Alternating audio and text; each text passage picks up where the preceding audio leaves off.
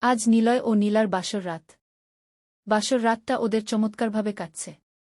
বিচিত্র রঙের রঙিন ফুলে সজ্জিত বিছানায় দুজন পাশাপাশি বসে নতুন এক স্বপ্নের রাজ্যে প্রতিটি মুহূর্ত অতিবাহিত করছে।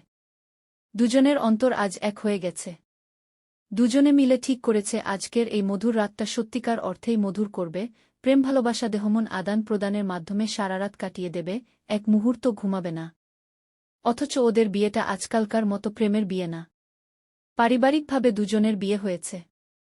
অল্প সময়ের মধ্যে একে অন্যকে অন্তর দিয়ে ভালোবেসে ফেলেছে। নীলয় নীলাকে এখন বুকের সাথে আলতো করে জড়িয়ে রেখেছে। নীলার গালে মুখে পালে চুমু খাচ্ছে। নীলা কিছুটা লজ্জা পেলেও ভালোবাসার ডাকে সাড়া দিচ্ছে, দুচোখ বুঝে নিলয়ের গালে একটা চুমু খেল। এখন দুজন বিছানায় শুয়ে পড়ল। নিলয় নীলাকে বুকের সাথে জড়িয়ে ধরে বলল, তোমাকে আমি খুব ভালোবাসি। সারা জীবন ভালোবাসব। এর আগে আমি কোনো মেয়েকে ভালোবাসতে পারিনি। কোনো মেয়েও আমাকে ভালোবাসেনি। তাই সব ভালোবাসা তোমার জন্য রেখেছি। নীলা বলল, কোনো মেয়েকে ভালোবাসতে পারনি কেন? নীলয় বলল, একজনকে ভালোবাসতে চেয়েছিলাম কিন্তু সে আমাকে বাসেনি।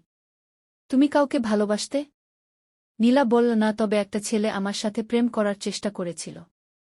নীলা, তুমি কি করলে? নীলা, আমি রাজি হইনি।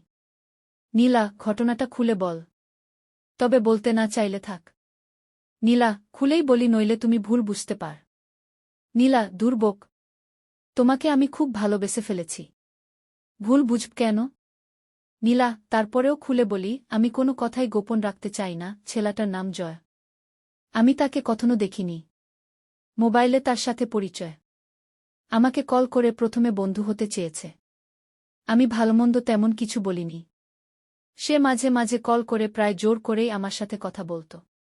একদিন তো প্রেমের প্রস্তাব দিয়ে ফেল। আমি আগে কিছু না বললেও এবার সাথে সাথে প্রত্যাখ্যান করলাম। নীলা বলল, প্রত্যাখ্যান করলে কেন? নীলা বলল, প্রেম জিনিসটা আমার কখনো ভালো চোখে দেখা হয়নি। আর পরিবার থেকেও প্রেম করতে নিষেধ ছিল। কারণ আমার বরবোন প্রেম করে বিয়ে করে সুখী হতে পারেনি। অনেক নির্যাতন সহ্য করতে হচ্ছে। অন্যদিকে আমার এক বান্ধবী প্রেম করে প্রতারিত হয়ে আত্মহত্যা করেছে। তুমিই বলে অবস্থায় পরিবারের কথা অমান্য করে প্রেম করার সাহস আমি কোথায় পাব? নীলায়, ছেলেটাকে তা বলেছিলে? নীলা, বলিনি, শুধু বলেছি বিয়ের আগে আমি প্রেম করব না।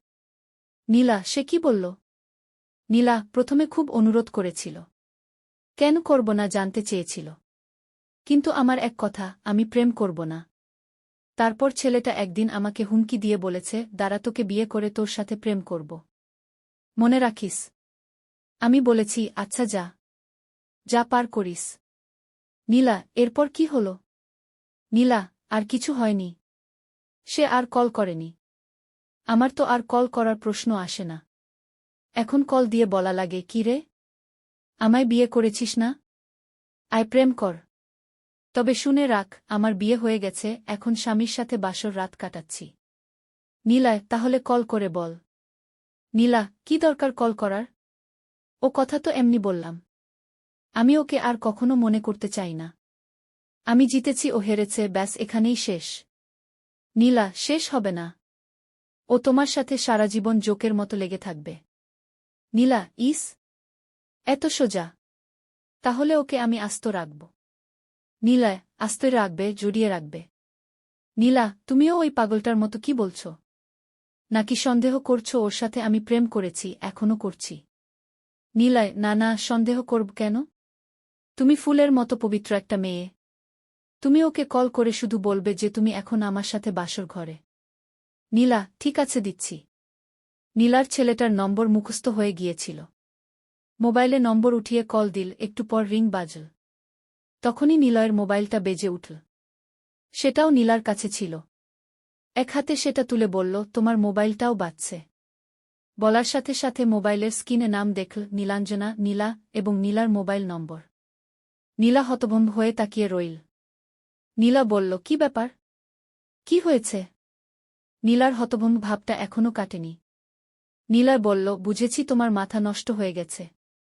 শোনো, সেই ছেলেটা হারেনি, যা বলেছে তাই করেছে। নীলা হেসে বলল, ওরে শয়তান, তুমিই সেই ছেলেটা? নীলয় এবার নীলাকে শক্ত করে জড়িয়ে ধরে বলল, ইয়েস ম্যাডাম, আপনার জন্য আমি পাগল হয়ে গিয়েছিলাম। যখন বুঝলাম প্রেমের পথে হবে না তখন সিদ্ধান্ত নিলাম এর চেয়েও সহজ পথ আছে, ঘটকের মাধ্যমে বিয়ে করতে হবে আপনাকে। নীলা একটা নিঃশ্বাস ছেড়ে বলল, ভালো করেছেন। আসলে আমারও তখন মাঝে মাঝে আপনার কথা শুনে প্রেম করতে ইচ্ছে হতো। আপনি এত মধুর কথা বলতেন আর খুব ভালোও ছিলেন। আপনি আমাকে এত ভালোবাসতেন, খুব অনুতপ্ত ছিলাম। সারা জীবনই একটা অপরাধবোধ কাজ করত। যাক বাঁচা গেল, যতটুকু ভালোবাসা দিয়েছেন ততটুকু ফিরিয়ে দেবার পথ হয়ে গেল। নীলা বলল, আসলে আমি তোমাকে না পেলে বাঁচতাম না। তাই এই পথের আশ্রয় নিয়েছিলাম। নীলা বলল, আমারও এখন মনে হচ্ছে তুমি আমার জীবনসাথী না হলে আমিও বাঁচতাম না। নীলয় নীলার ঠোঁটে একটা চুমু খেয়ে ওকে বুকের সাথে জড়িয়ে ধরে বলল, যে ভালোবাসা এতদিন পাইনি তা আজ আদায় করে নেব। নীলা নীলয়ের বুকের মধ্যে মুখ ডুবিয়ে বলল, এতদিন যত কষ্ট দিয়েছি আজ একদিনেই তোমাকে তার 1000 গুণ ভালোবাসা দিতে চাই।